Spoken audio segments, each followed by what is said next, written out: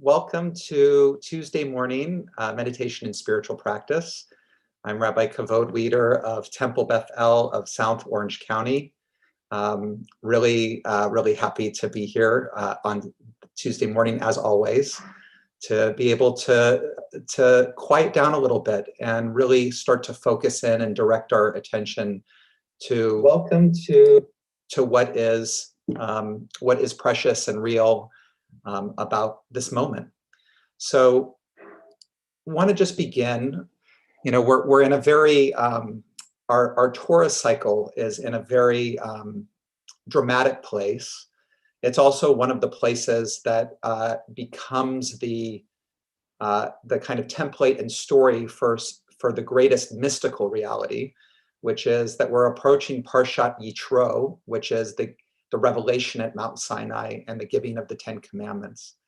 And the reason why this is such a template, obviously, is when we talk about mysticism or mystical experience, what we're talking about is direct experience of God. So much of our tradition and religious life is about talking about God, about thinking about God, about all of those things. And when we speak about mystical experience, we talk about having a direct experience. And that's really what our meditation practice is about, it's about a direct experience. It's about being able to be with what is real and what is in front of us. And we can have all kinds of wonderful teachings and ideas and thoughts about life and about ourselves. Some things we might not completely believe, it might be unknown for us, but we're open to it. In meditation and contemplative practice, we have the opportunity to taste for ourselves what is real, what is here. And one of the ways of talking about our ability to be with what is real and what is here is the idea that most of the time we are viewing the world and ourselves through a filter.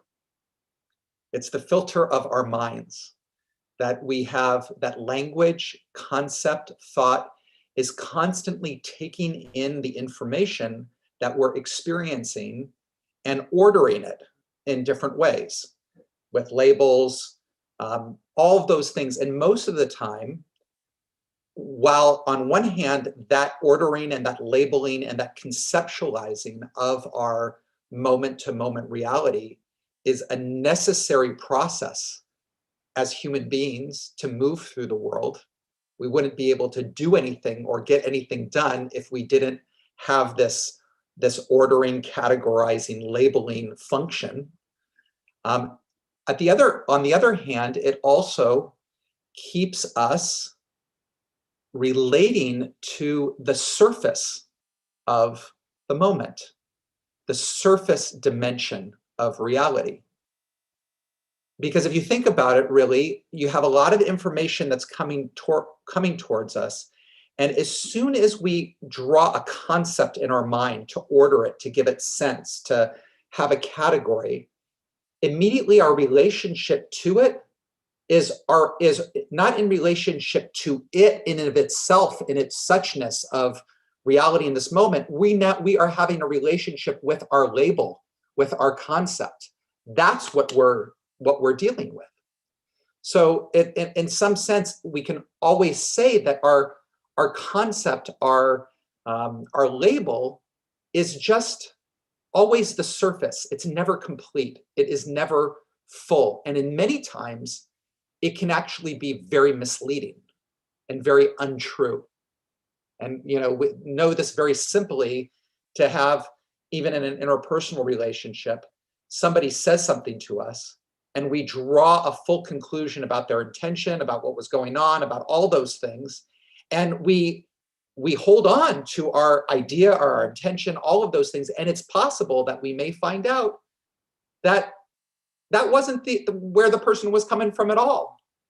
it was our filtering that took it in a certain way, and only through kind of further conversation do we realize that, that they weren't actually upset at us. They were just stressed for something else that had nothing to do with us in the moment, and yet we drew this conclusion. The Rabbi Levi Yitzchak of Berdichev draws this incredible parallel between these two miraculous experiences that Israel just had, the splitting of the sea, which we read about last week, and the revelation at Mount Sinai. And he quotes a midrash that says that at the Red Sea, God appeared to Israel as a youth, as a young person. And at Mount Sinai, God appeared as an elder. And the way that he looks at it is, it's all about, this is obviously men's imagery and men's metaphors, but it all has to do with facial hair. So a youth has no facial hair, and the experience at the Red Sea was one in which Israel experienced God completely without any kind of filter. Anything, nothing, no filter, no whatever. It was beyond natural reality. It was all of those things. I mean, even just talking about the sea that split and all of that, in some sense, that's all language, that's all image that we can process and take. But Rabbi Levi Yitzchak is trying to say, in that moment, that splitting of the sea, the real reality that was going on for the Israelites was they experienced God without filter, without a garment, without the facial hair. The facial hair is like the language of the Zohar. That's like a garment, like a filter, in some ways. This whole thing we're talking about moving through life and going through and having a filter by which we order reality and experience. At that moment, there was no filter for the Israelites. They experienced God in that infinite way. As William Blake says, when the doors of perception are cleansed, everything appears as it truly is, infinite, right? Everything appears as it truly is, infinite. So that's the Red Sea. But at Mount Sinai, when God says one of the divine, we know it as the 10 Commandments, but it's really the 10 utterances. Aseret hadibrot. Commandment is a mitzvah. If it was the 10 Commandments, it would be the Aser HaMitzvot, but it's not. In the Torah, it's talked about as Aseret hadibrot, the 10 utterances. And we know that utterances are expressions of creation, right? God creates the world every moment with utterance, with speech, with almost like divine thought that is bringing everything into being. And the first experience, the first utterance is Ani Adonai Elohechem, I am God. Not something for you to do, like don't steal or don't murder or keep Shabbat, all of those other commandments, utterances. But the first one is, this is the prime reality. It's almost like an utterance of awareness. And so when Levi Yitzchak says that God appeared to Israel as an elder, he's saying that God appears with a garment, that the 10 utterances, that the Torah, as we get it, is a way for us to experience that God reality within our own dualistic human consciousness. If you might say that the experience of the Red Sea was that place of, blowing open, and I'll say, and this reference will either work for some people or not for others, that when I quoted that William Blake, the doors of perception will appear as they truly are, infinite. Later on in the late 50s, Aldous Huxley wrote a book called The Doors of Perception, based on that quote, which was really about his experiences with mescaline, with psychedelic substances, and really the experience that that substance was something that turned off the brain centers that does that ordering, that conceptualizing, that putting all of that in, and is giving that kind of more immediate, direct experience of reality without all of those things. And that's the C.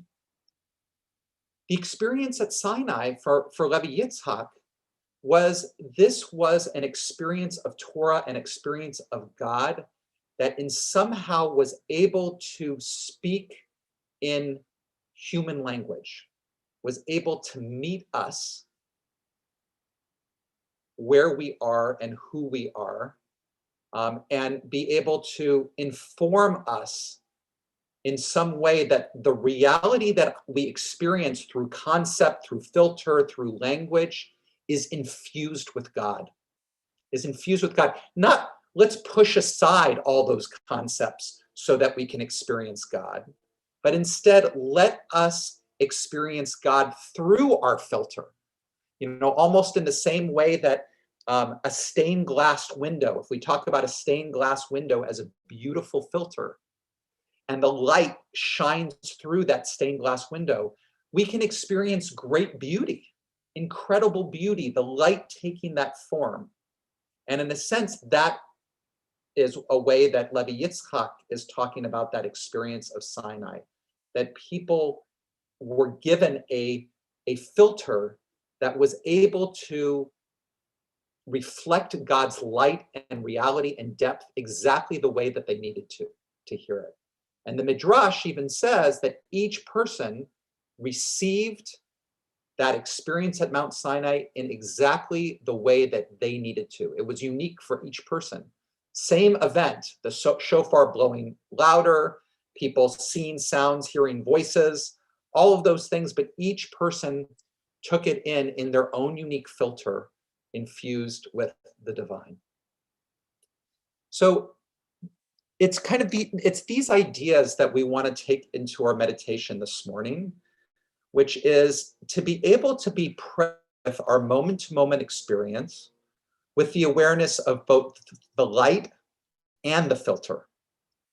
To both be able to, when we are with what is, when we are with our moment-to-moment experience, and we are paying attention to breath and body, even as we try to suspend the labeling process of everything that we're going through. Oh, there's a sound of a construction thing outside, which I'm hearing right now, or a buzzing, or whatever it is. We have all these labeling. Even as we go through that experience, we are with that and present with that.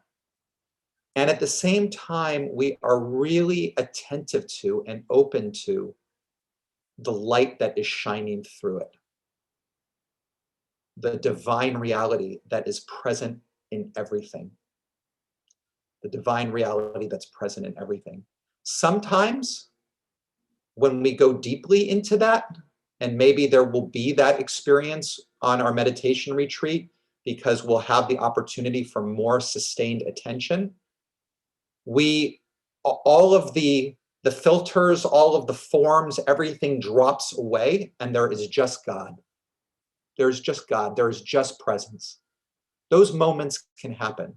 Those moments are the Red Sea moments.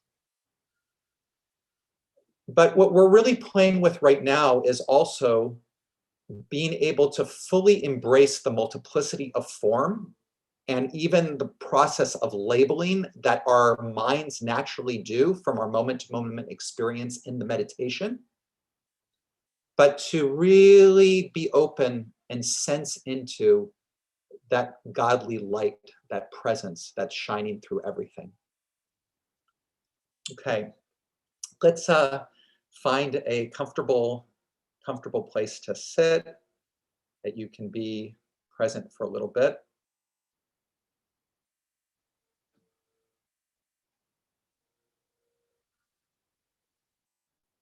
I will be right back, so just you can just settle in and close your eyes and just begin to settle in.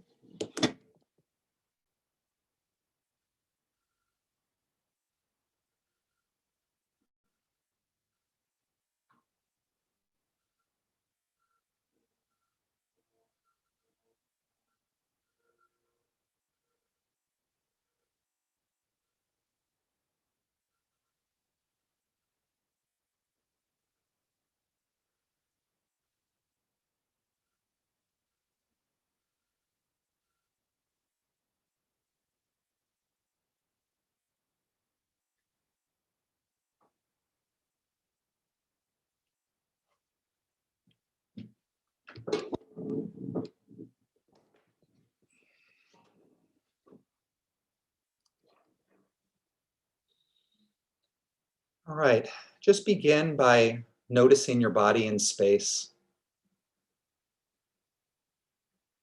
Really feeling the pull of gravity on all parts of your body, on your bottom, on your feet, shoulders, and head. At the same time that you feel your natural effort towards the sky through the straightening of the spine. See if you can notice both the slight effort, the intention to be present that's manifest in the straightening of the spine that moves the head and the body up towards the sky, at the same time that you feel the weight and the pull towards the ground, force of gravity.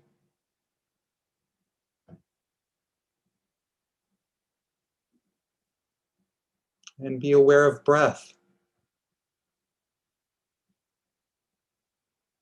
The place where the air enters your nostrils or your mouth, the expanding of the belly or the chest with the inhale, the moment of transition from the inhale to the exhale, following the air as it leaves the body,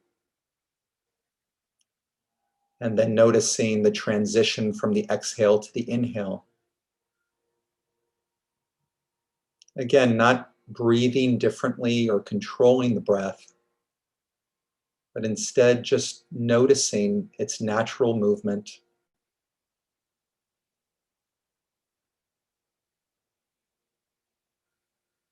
The natural depth of the breath.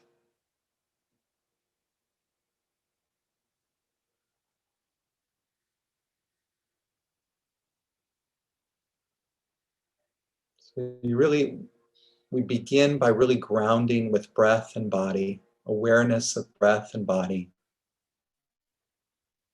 As you breathe, noticing the shape of the body, the pull of gravity, the extension of the spine and the muscles involved in sitting upright.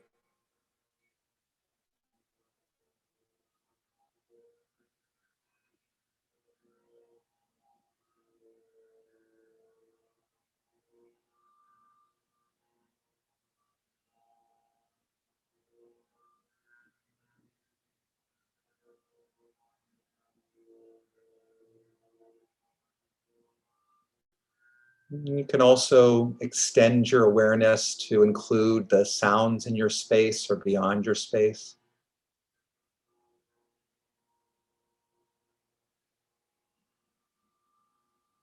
Allowing those auditory expressions to register at the same time that you're present with breath and body.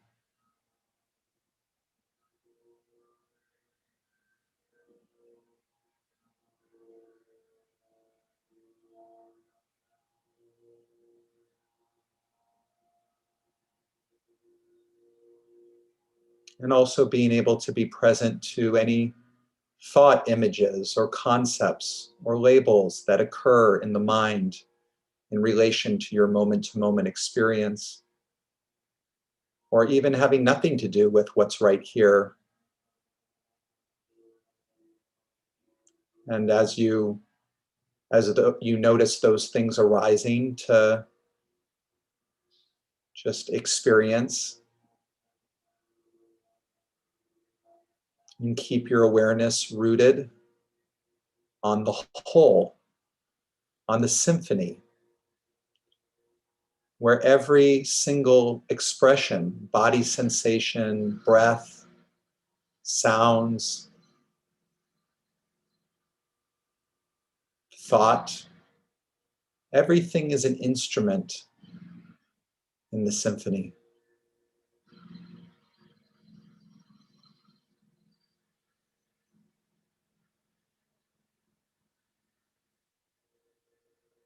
To keep going with the metaphor of the orchestra, you can also be aware of the concert hall that the orchestra plays in. Your very presence, the one who is perceiving, the one who is watching, noticing the breath, the body, the thought.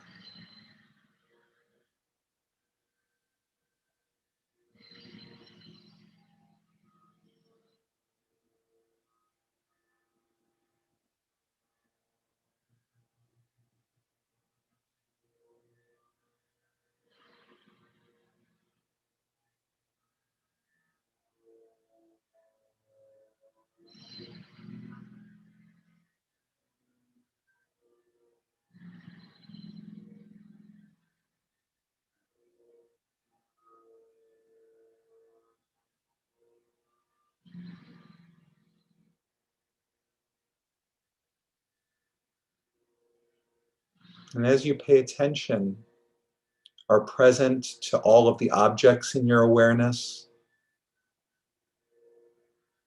and with the very presence of awareness itself,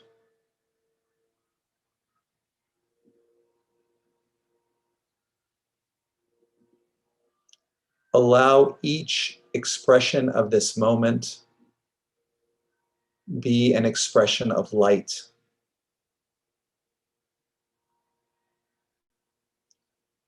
That there's a sensing, an openness to every part of every expression, whether it's breath or body sensation, that all of it is an expression of divine energy.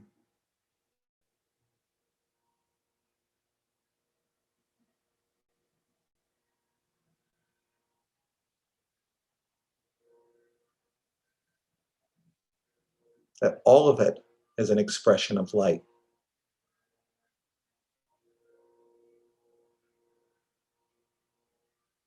So that each part of your experience, while it might have its own unique expression, which is due to the label and the concept that we have for it,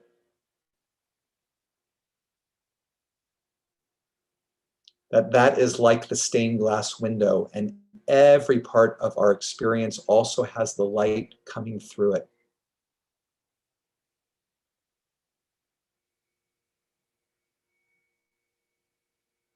This isn't so much as laying a concept on top of our experience, this idea of light coming through our moment to moment. It's not about forcing that idea onto our experience, but instead it's being open to sensing into the aliveness, the vitality, the energy of everything in this moment, including our very cell, our very innards.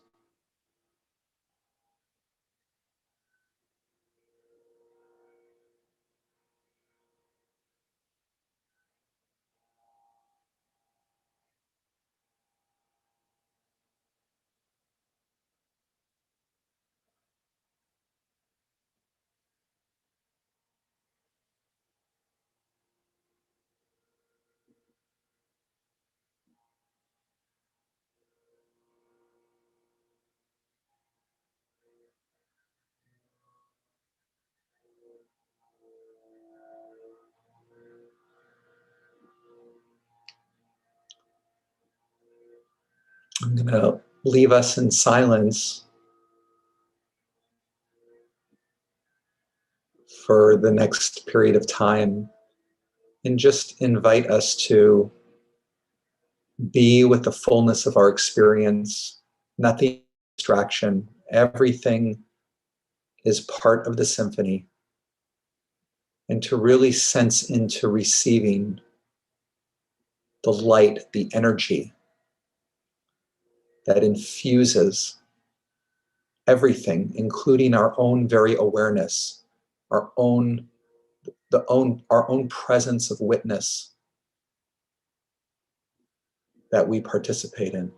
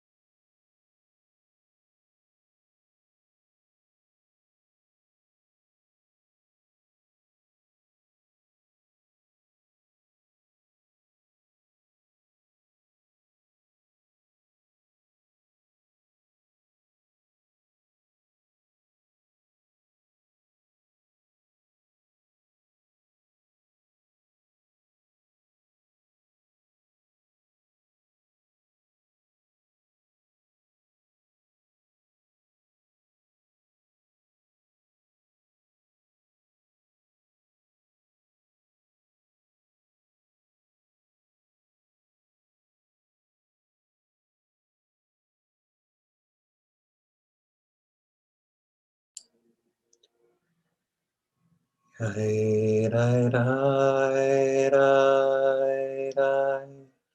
Dai, dai, dai, dai, dai. Dai, dai, dai, dai, dai, dai, dai. Dai, dai. Dai, dai, dai, dai, dai. Dai, dai, dai, dai, dai. Dai, dai, dai, dai, dai, dai, dai, dai, dai. Dai, dai, dai, dai, dai. Ai, ai, ai, ai. Ai, dai, dai, dai, dai, dai, dai, dai, dai.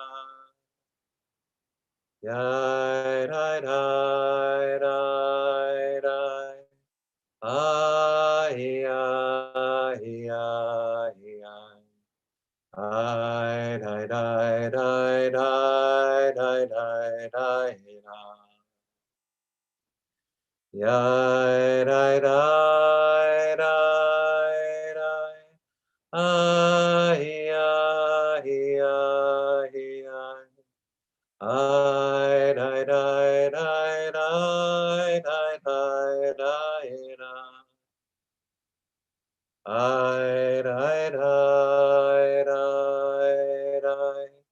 Ai, ai, ai, ai. Ai, dai, dai, dai, dai. Dai, dai, dai, dai.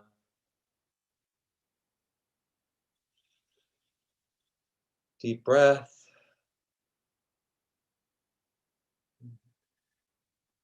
We come back to the space, our virtual space together. This is the time for any comments or questions. Yeah, Eileen, please unmute. I had a revelatory experience. I was picturing a symphony. I was picturing as a collage right in front of my eyes, all my different experiences and Mishigas and mental stuff. And then you mentioned a divine light, and the light went on, and I saw God in every single one of them. Mm. And I realized something very important, that we meditate, or I'll speak for myself, I meditate, then I go on with my day. There's a separation. But I realized that God is in every single one of the experiences. And I have to work on being aware of that, so I can work with God to infuse the light in my experiences in whatever work that I do. Beautiful. It's beautiful, Eileen. Yeah, the word that comes to mind as you're talking, which is zachor, remember, right? Rosh Hashanah is called the Yom HaZikaron, the day of remembering. And when we a lot of the times think about zachor, we think about yizkor. We think about remembering tragedy or people or things that are not here, anymore. And so much about what you're speaking about is really the remembering, is more likened to how Zachor is used in this week's Parsha. Zachor et Yom HaShabbat lekadsho. Remember Shabbat, keep it holy. Remember that everything is fused with God's presence, so that when we get up off the mat or the chair and we go about our day, to continue to remember, to continue to hold, that particular idea, that thought. There is the practice of the Sufi practice of zikr, comes from the same word, zachor, zikr, to remember, which is this practice of repeating, like mantra, like this, phrases over and over again. And there's it's also a Jewish mystical practice too, to have a phrase that's on your lips that you go about your day with, and it can be anything, God is here. God is here too. Adonai hu Elohim, whatever you want to say it in Hebrew or English.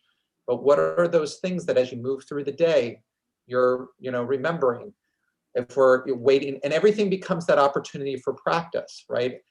I don't know if it's about you, but some of my go-to sometimes when I'm waiting for something is to pull out the phone, right? And to distract. What's my email? What's the news? What's the whatever? Because I don't want to have to sit in this moment without anything to do.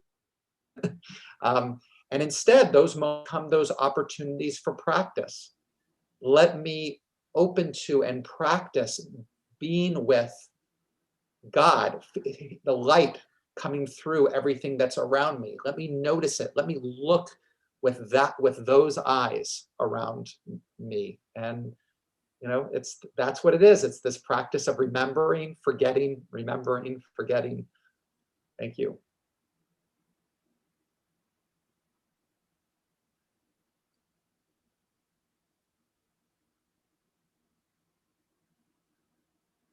Yes, Ellen, and then Dennis. If I'm digressing, you are all welcome to stop me, but talking about Aldous Huxley and with the mescaline and also which brought up the era of Timothy Leary and the LSD work. And this is maybe a question for Rabbi or Maury even. I guess I meditated on this. So if you get rid of, I like the metaphor of the stained glass and the light coming through.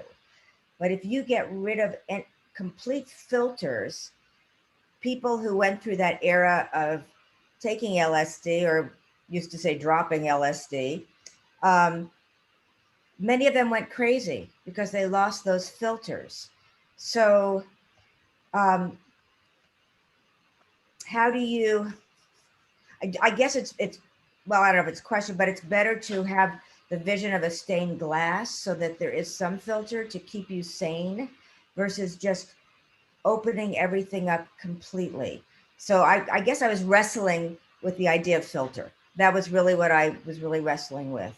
Any comments? Yes, absolutely. It's a great question. And then I'm curious from your perspective too, Maury, as a therapist as well. There's you've heard of that saying in our tradition that you have to wait until you're 40 to study Kabbalah. Forget the whole thing about being a man and all of that as well. But let's just go with the age, being 40 to study Kabbalah. There is a real, where that is really coming from and how the rabbis write about that is that you have to be really rooted to this world before you start. Because when we talk about studying Kabbalah, and of course the image is the famous Talmud story of the Pardes, that 4 went into the holy orchard, the sacred orchard, the 4 different rabbis, and 1 went crazy, 1 died, 1 left Judaism, and only Rabbi Akiva came out whole. And that's kind of the one way of understanding what that Pardes was going into that experience without filter, going into that experience where, so the sense about it is to say, we wait until we're 40 years old, and it doesn't, the number is not what's so important. What's so important is that we start to have some life experience and start to, which really comes down to, in a Jewish traditional way, starting a family, having responsibility to other people, moving through the world and living in the world, and developing what we'll just call a healthy ego, a healthy sense of boundary and filter and connection that is able to recognize between what's my experience and what's somebody else's experience. Because before you get rid of that filter, you need to have something that's going to tie you back down.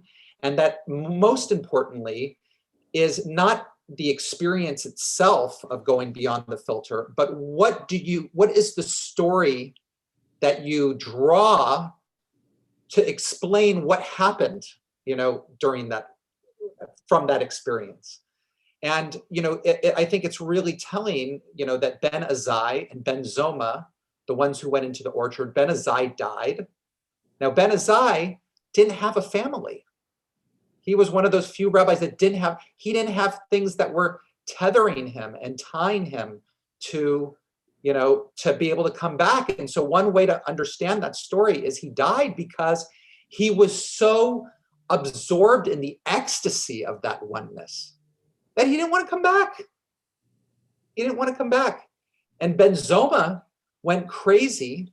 And this is what you're also speaking about, Ellen, is that already, even before going into the experience, there wasn't a certain sense of mental stability. There were already issues that were needing to be worked out. And certainly from that experience of the 60s and the psychedelic experiences, just as much as there were many people who went through those experiences and had mental illness, one of the studies is there was mental illness even before they went into the experience. And this pushed them deeper into it. There were others that made it through whole, like Rabbi Akiva, and wrote about it, and but I think all of this is really to say, and I think the teaching is that we live with filters. It's our human piece. And I think the comparison that Rabbi Levi Yitzhak makes between the revelation at Sinai of Torah and the Red Sea experience is that Torah is about embracing that infinite, that beyond, and in a way that integrates it with our filters. The Torah itself is a holy filter, right? Is a way of saying, this is the teaching of how to live with the infinite in the finite. Maury, do you want to add anything to that question? Oh, okay. I think I kind of relate to what you're saying about it's who is the person who goes into that experience, which Ellen was asking. People went crazy. Well, I think those drugs are invade your brain, and it's a profound biological experience you can't I think really control. So I think those experiences depended a lot on who went into the experience. Who were you? What shape were you in when you went into that experience? Because yes, you have to be able to come back from it and to know, yes, something chemical or whatever happened to my brain, but I'm still me. When you come back. So yeah, I think people who were very fragile and maybe already experiencing some degree of mental illness, then that just made it really difficult to come back to some core sense of self, I guess. That's just a more, a technical kind of answer, I guess. Great, thank you, Maury. Thank you, Dennis. It was about the light, of course. So yes, one of my favorite prayers, and I've used it a lot recently, is to ask God to keep me where the light is. John Mayer. Yeah, sure. It's really important to think about it sort of as a metaphor of wanting to be able to do the right thing. And it's always not clear, certainly to me, what the right thing is, the right thing to do is. Or not to do. Sometimes it's very important not to act as opposed to acting. And I think that's a terrific time to talk to God and ask him to help with the decision-making process that the metaphor is, to go where it's right, it's appropriate, keep me where the light is, as opposed to going into darkness which can be really overwhelming. So it's just something that I do, and it's been very helpful to me. Well, what I love about that, Dennis, is it's a simple phrase. It's a simple way to remind, keep me where the light is, and what I want to say about that is that, there is a dimension of who we are that knows that is that light, that not only knows that light, but is that light, right? When we talk about the 4 levels of soul, or the 4 worlds, which we'll be introduced to again at the meditation retreat and starting out, this level of our being that we call neshama, or soul in this way, is that level of our being beyond conceptual thought, beyond all the mishigas that gets into about decisions and all of these things. And it's more of what we might call our intuitive sense that knows that light, that is that light.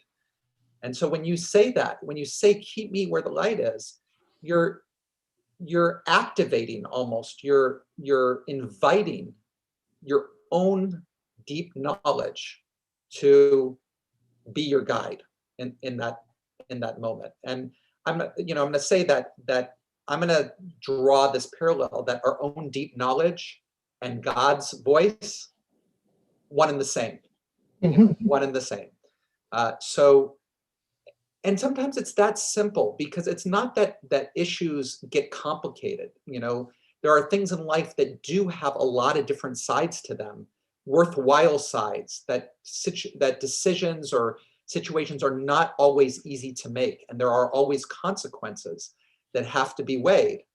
But in some sense, that keep me where the light is immediately can guide us to what's most important in whatever it is, and kind of find that pathway through whatever we're going through. So thank you.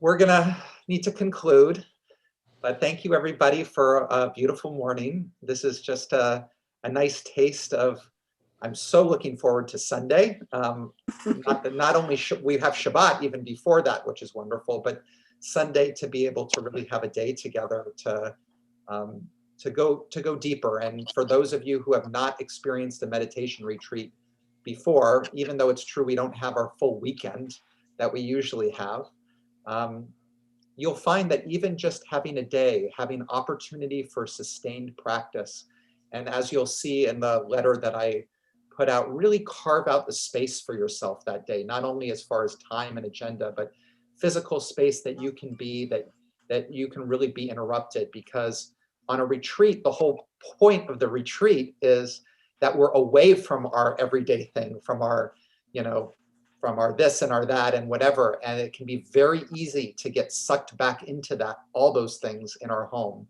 So create that space, guard that space if you can, and it will be a wonderful gift for us. Take care, everybody. Thank you. Have a Thanks, good day, Rabbi. Thanks, everybody. everyone. Bye-bye. Rabbi, when did you send out the letter? I sent it out yesterday, Okay. and you were